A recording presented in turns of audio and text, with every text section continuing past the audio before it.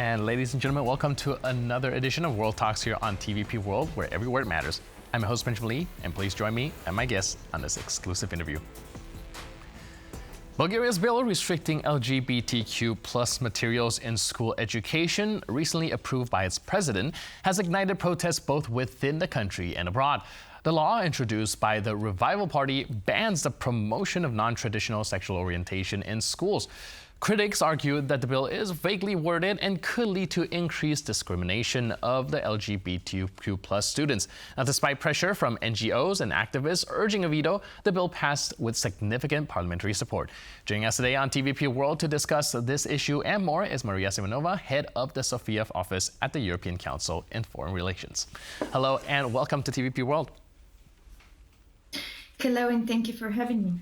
So before diving into the most current issue about this law being passed, I would like to focus a little bit on the political turmoil that is still plaguing Bulgaria. Now that we're looking at another snap election, with Bulgarians going to election every 7 minutes, is there still any trust in the democratic process and public trust within the government? Well, yes, you're right. We are heading towards the 7th general election since 2020. And basically, I think we're setting a record in Europe. Apparently, there is political instability in Bulgaria, which started by the fall of long-lasting ruling of the then Prime Minister Boyko Borisov, leader of the GERB party, which is still the biggest political party in Bulgaria. To address your question specifically, I think there are two ways to look into it, the positive and the negative one. Let's start with the negative. True, for 4 years, the political parties were unable to form a stable, regular government. The longest lasting government was only 9-10 months, which is kind of shows how difficult it was to stay in power and to reach consensus on important issues. And therefore, this opens up the political space for political actors that want to exploit the system, that want to gain votes for some narrow political purposes, and apparently leads to erosion and disruption of the democratic process as a whole. But the positive way to look into this 4-year-long instability in Bulgaria is to think of it as, a process which is aiming to put the brakes of negative political practices like widespread corruption and not satisfying economic development. And here, worth mentioning that Bulgaria's accession to the Eurozone and Schengen has been pretty much delayed. So we can look at the instability as an attempt, of some reformist sectors to break this vicious circle of corrupt political practices. Right, so that's actually a very interesting perspective. People see kind of the instability of the political situation as something potentially negative because nothing could be done. But at the same time, we're also seeing that, more damage could be done as well. But however, we are looking at instability at the end of the day, and I'm wondering, how does that instability in domestic policy impact foreign relations, especially like you mentioned with a delay with the accession into the Eurozone? How does it jive with other European Union countries having no stable government to negotiate with the EU countries? Exactly. Apparently, not having a stable, regular government affects negatively Bulgaria's foreign policy and Bulgaria's positioning within Europe. And especially the political turmoil started just right before Russia's war in Ukraine. And therefore, Bulgaria as an eastern flank country is very important and significant for the security of the whole continent, and not having political stability here apparently worries, to put it mildly, Bulgaria's European partners from one hand. On the other hand, the many interim governments, their mandate is very limited. into kind of providing for the implementation, the conduct of fair and just general election. So their, space for maneuvering is quite limited. And another important thing is to mention here that this political instability coincided with the process of recovering in Europe from the COVID-19 pandemic. As is well known, the National Recovery and Resilience Plans aim to boost the economies of the European countries. But to do this, the member states, they need to conduct significant reforms in order, to have access to the many tranches and the billions of euros provided for their recovery. This includes decarbonization plans, this includes anti-corruption laws, and so on and so forth. And here, to go back to Schengen and the Eurozone, of course, this is also an important factor. Just recently, Bulgaria and Romania became part of Schengen, but not fully. They still haven't joined the land borders, still haven't been lifted, and this is yet to be seen. The Eurozone is also a very important target, and it's been followed consistently by the political actors in Bulgaria, I must say, but it's pretty much linked to the development of the economy. I must say that apart from inflation, and despite the political instability, Bulgaria has been doing okay on the Eurozone front. It's the inflation is a parameter that only kind of separates us from the accession to the Eurozone. And of course, if in the near future we have a regular government here, inevitably this will lead to more positive attitude in Europe towards Bulgaria on the many foreign policy fronts. All right, so like I mentioned, maybe perhaps they will inch towards a more stable government as well as one that jives better with the European Union. As of currently standing, though, what's Bulgaria's current political climate when it comes to its alignment with broader European values?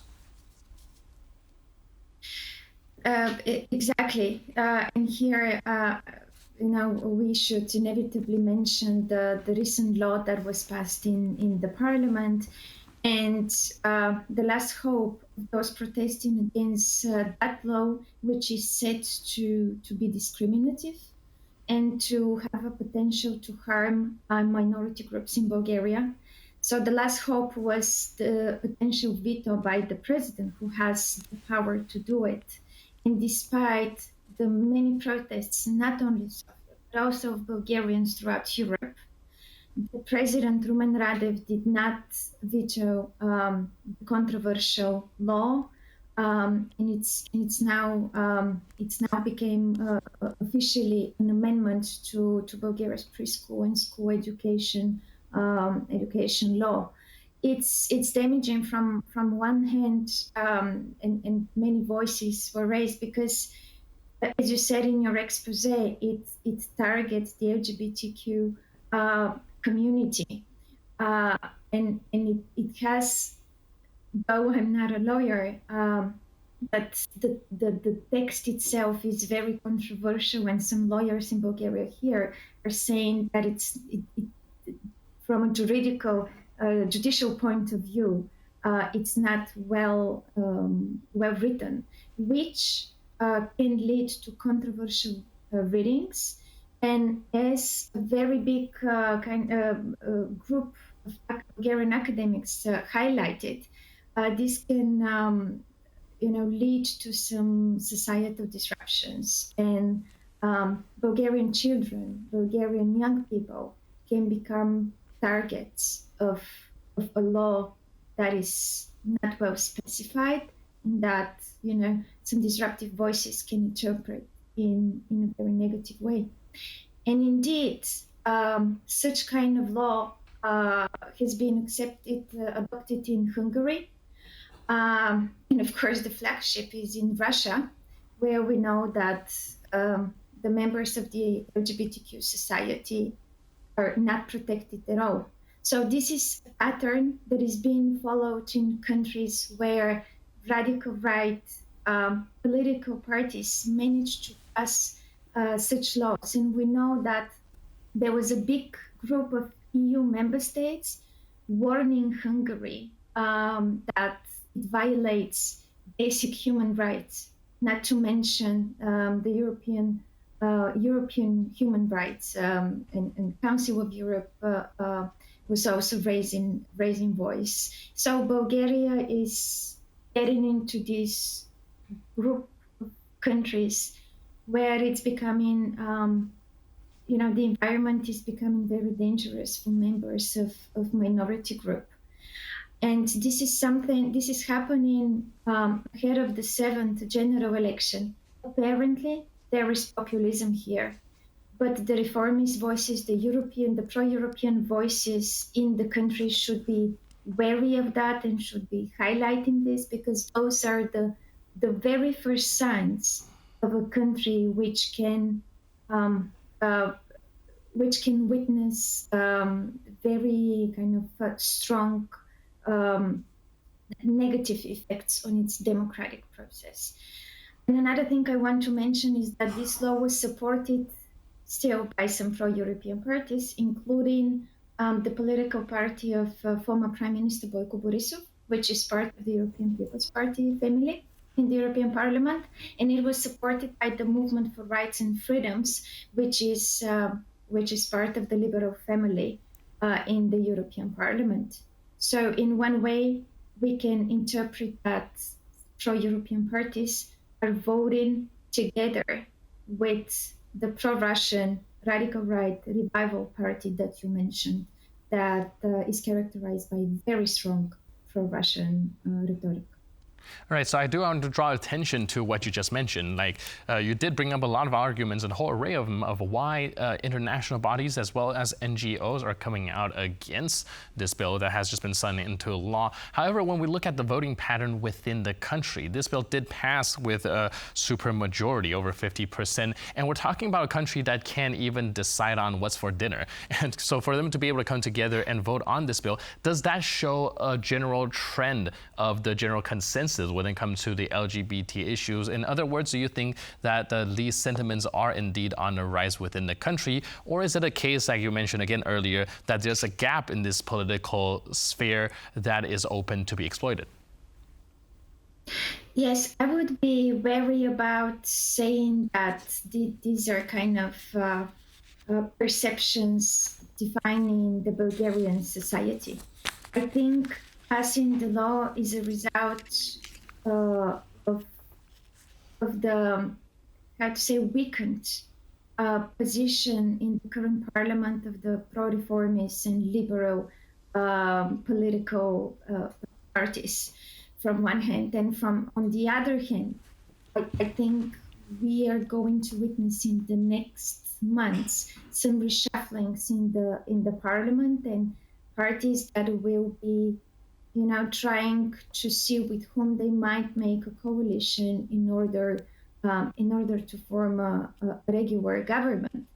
If the trend of pro-European centrist political parties voting together with radical right parties continues, I would be very worried about what we're going to see after the 7th general election, and whether this will lead to some kind of a coalition of all these parties that do not take into consideration like potential violation of basic human rights. All right, thank you so much for your input and insight. Our guest has been Maria Simeonova, head of the Sofia office at the European Council on Foreign Relations. Thank you so much for being with us on TVP World. Thank you very much for having me again. Appreciate it. And thank you for watching. For more news and update, please stay tuned to TVP World.